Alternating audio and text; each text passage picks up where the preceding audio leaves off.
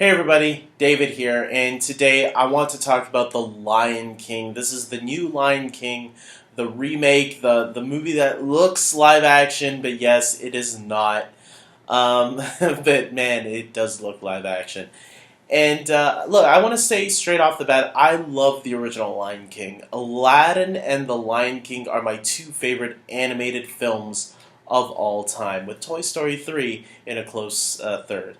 And so when I heard that, man, I'm getting Toy Story 4 this year, a live action version of Aladdin, and a live action version of The Lion King, immediately the most anticipated for me was The Lion King.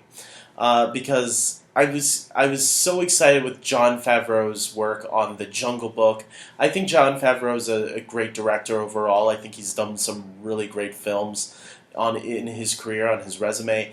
And so when I knew going from Jungle Book to The Lion King, it just made sense that I was super excited about this movie.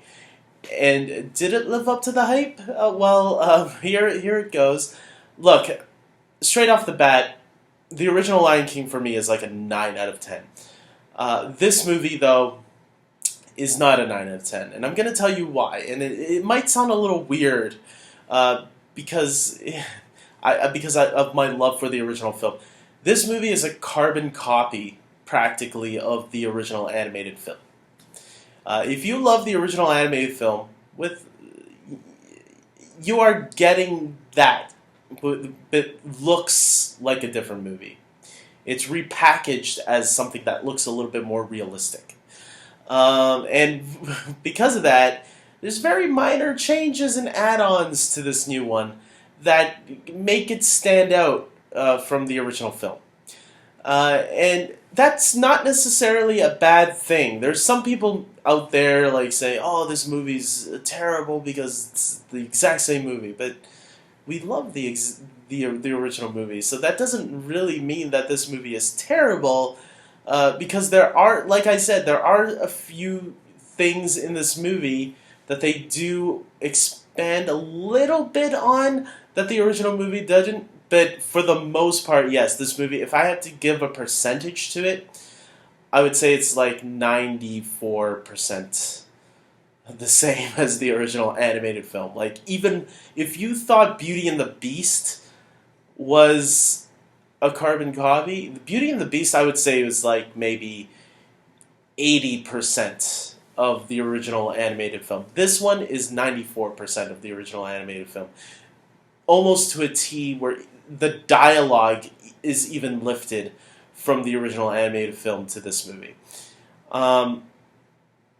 With that, I still enjoyed the film, but I am going to say it didn't give me anything new that I was looking forward to. And with remakes, you have to offer something new that the original film didn't in order to make this feel like it should exist side by side with the original film. I'm going to be honest, I have rewatched the Beauty and the Beast remake since it came out. Once in a while with the animated film. I can tell Aladdin for me is going to be the same way. I can see myself rewatching that live action Aladdin while still going back and seeing the animated film once in a while too. This Lion King movie doesn't really offer much new stuff, and if I feel like watching a Lion King movie, I'm probably going to pick the animated one a lot more. And maybe pick this one once every 10 years. If I want to see what would the Lion King look like in live action. Oh, this is what it would look like.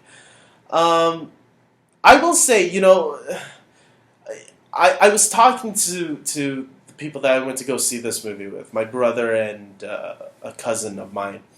And I told them, if I were to split this movie in two, I would say the first hour of this movie is 100% the same of the original animated film. The second hour, though, I would say, to give you a better percentage, the second hour, I would say, is maybe 80% the same as the original. See how different that was to the 94% I said overall? The 80% in the last hour I thought was actually a little bit more refreshing, and the big majority of that has to do with Timon and Pumbaa. I think Timon and Pumbaa, because they are voiced by Seth Rogen and Billy Eichner, I think because they're comedians that improv a lot, you can tell they improv all of their lines.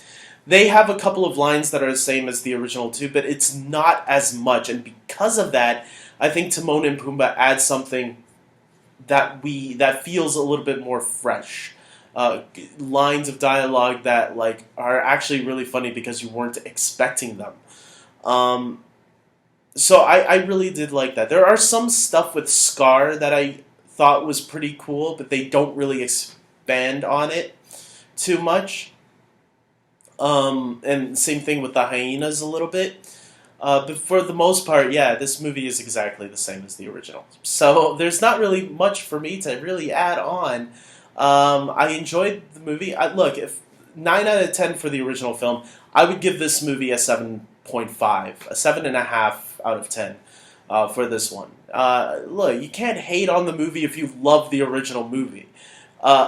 So that's what I'm going to say about that. Some of the delivery and the dialogue is a little off to me once in a while, though, and I don't know if that's because I know the original movie so well that some of the lines just seem, specifically with Scar, I'm going to say, even though I like the way Scar was handled at times, there were some lines.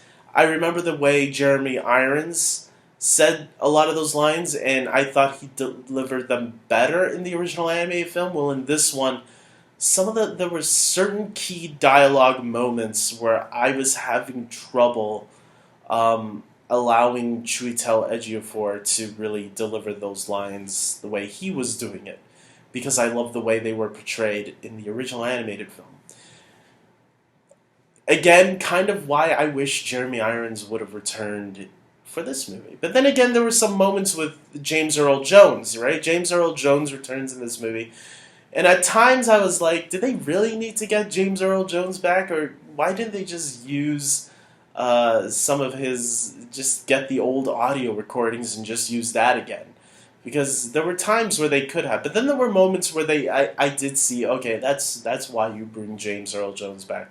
There are some new little bits of dialogue here and there, again, mostly at the end, that you do want to change up a bit or add on to.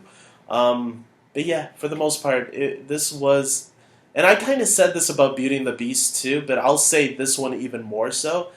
The movie kind of was unnecessary. I still would recommend it to people who love The Lion King and want to view it and revisit it in a different way. If you haven't seen The Lion King in a long time, go and check out this movie. If you have kids, go and check it out. This could be their entry into The Lion King, and there's nothing wrong with that. I don't think... There's some people that are against this movie right now because it's really a carbon copy of the original, and I don't think that's a reason to hate it. I think this is just a good reason to revisit the movie if you haven't seen it in a very long time. Because not everybody goes and revisits films, right? And if you have kids, maybe this is their gateway into The Lion King, into loving this story. It's just another way of watching the film, and I don't think that's a bad thing. So with that being said, yeah, of course I'm going to recommend The Lion King to anybody that loves The Lion King or that's interested in it. Maybe you haven't seen the original Lion King anymore. You don't have to with this version. I'll tell you, I would still recommend watching the original version, but check out this one too. I don't think there's any harm to it, and some people have an issue with it. That's fine. No one's wrong. I can kind of understand why people have a little bit of a backlash to it, but I think you shouldn't go as far telling people not to go out and check it out for themselves. Yeah, with that being said, I hope you guys like this video. Please subscribe to my channel. Don't be afraid to comment below and tell me your thoughts on the live-action Lion King. If you want to call it live-action, go for it. Or we could just call it the 2019 Lion King movie.